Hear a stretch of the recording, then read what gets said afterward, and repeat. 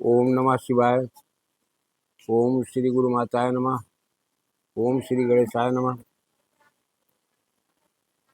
मेरे प्यारे भाई और बहनों, जो भी अपने हिंदुत्व को लेकर चलने वाले सनातनी भाई बंधु हैं और सनातन धर्म को मानने वाले हैं, वो लोग कृपया विशेषकर इस मंत्र पर ध्यान दें। कल भी मैंने जो डाला था, देखिए, मंत्र के बारे में सही जानकारी लेने का प्रयास किया करो। कारण यह है कि एक ही मंत्र में तोड़ मड़ोड़ कई किताबों से आप लेंगे तो आपको देखने को मिलेगा। लेकिन क्या मैं किताबी अध्ययन ज़्यादा नहीं कर पाता हूँ? अगर मैं पांडुलिपियों का अध्ययन न करूँ तो मंत्रों में इतना कोई भी व्यक्ति, बुरा मत मानना इस बात के लिए, एक दिन नहीं 4 दिन लगते हैं मंत्र का शोधन करने में, शुद्ध अशुद्धि का फर्क निकालने में, कि यही मंत्र साधक के लिए कहीं गलत तो नहीं सिद्ध हो जाएगा, साधक का अहित तो करने वाला नहीं है। अरे भाई मेरे, आप लाभ के लिए कर रहे हो, कोई भी साधना कर रहे हो तो लाभ के लिए कर रहे हो।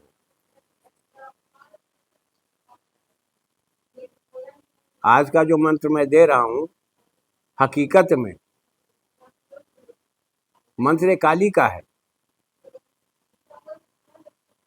और इसको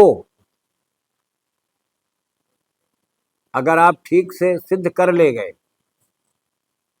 तो जो लोग कर्ण पिशाचिनी जानने के लिए रटते हैं, यही मंत्र सर्वोपरि है। और भूत भविष्य जानने के लिए अगर तुम्हें दीर्घ साधना करनी है, लंबे समय तक साधना करनी है, तो वो साधना पद्मावती की है। सच्चाई जान लो, भटको मत, समय व्यर्थ में न गंवाओ। समय बहुत बहुमूल्य है, और बाद में जब हताश होकर निराश होकर बैठ जाते हो तो नतीजा क्या निकलता है? अपना समय बर्बाद करते हो, हवन करते हो तभी कुछ पैसा लगता है, फिर विश्वास टूटता है, उसके बाद धर्म से भी विश्वास उठने लगता है। तो ऐसी स्थितियां पैदा हो, इससे पहले हमारी कही हुई एक एक बात पर ध्यान दो।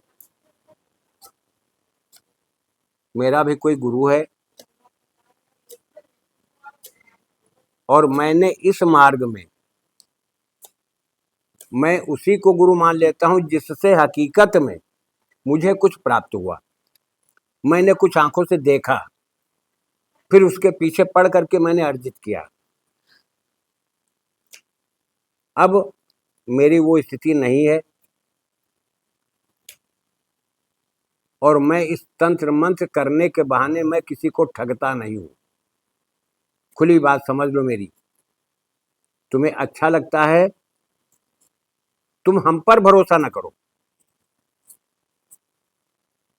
लेकिन मंत्र एक अक्षर है। सुनो, अक्षरों को मिला करके एक संपुट बनता है। संपुट का कोई अभिप्राय है, उसका कोई अर्थ है। अगर इसके समीकरण मिलाने में अगर आपसे त्रुटि हो रही, फॉल्ट हो रहा है, तो आपका हित होगा। ये एक दिन का खेल नहीं है। मैं कोई भी मंत्र वीडियो पर जब डालता हूं तो 2 दिन 3 दिन मुझे शोधन करने में लगता है कि मेरे द्वारा दिया गया यूट्यूब पर कोई मंत्र किसी के लिए, मेरे भाई बहन के लिए, किसी अच्छे साधक के लिए, कोई नया लड़का होनहार है, वो चाहता है कुछ करना, तो उसके लिए अहितकर न हो। रही बात ये कि पीले और लाल कपड़े पहन करके पूरा मत्था लगा करके रंग करके वेश बदलने में देर नहीं लगती, क्योंकि हमारा वेशभूषा वही था।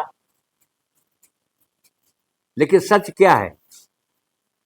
ये जीवन है। जीवन की शैली जिस तरह से आप जीते हो, ठीक इसी तरह से मंत्र को अपने जीवन में ढालो, मंत्र के साथ ढलो। शुद्धि अशुद्धि, शौच अशौच का ध्यान रखो। अपनी वाणी पर, अपने शब्दों पर नियंत्रण रखो। कोई शब्द ऐसा न निकले लोलुपता बस, लालच बस, अप्रभंसता बस, कि जिससे दूसरे को कष्ट पहुंचे या जिसका अर्थ ही गलत हो। साधक को कम बोलना चाहिए। अपने चिंतन मनन, नए विचार।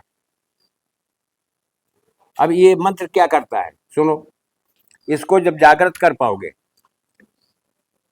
आने वाले के मन में क्या है मालूम हो जाएगा, आने वाले का नाम क्या है मालूम हो जाएगा, कल इसके साथ क्या होने वाला है मालूम हो जाएगा।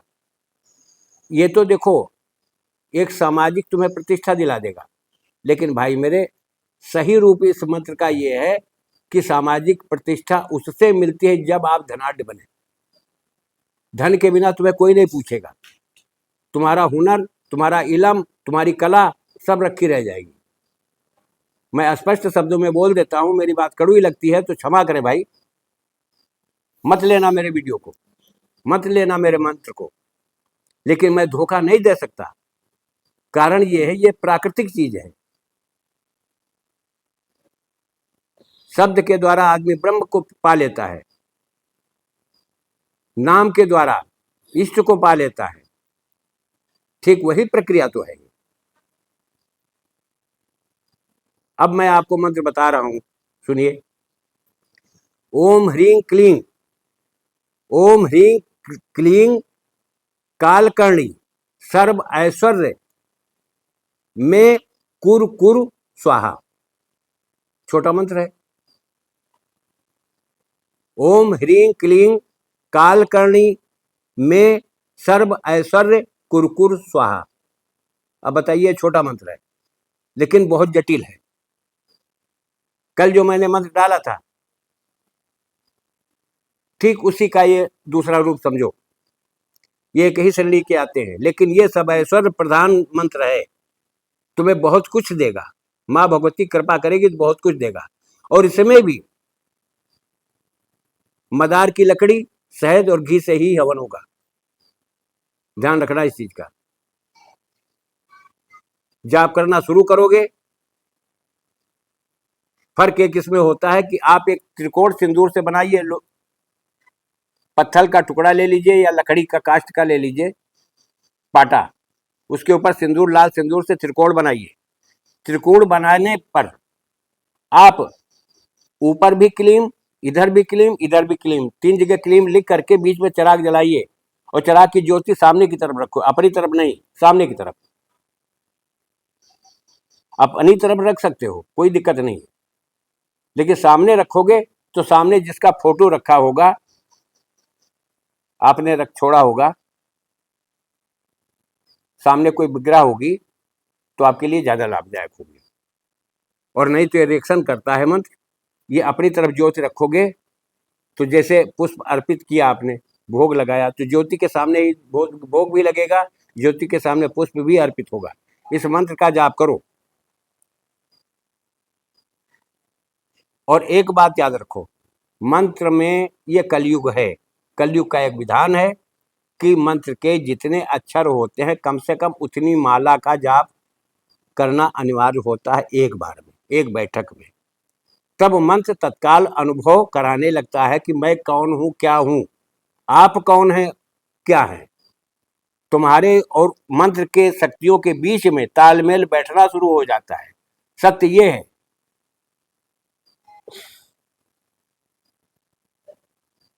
जैसे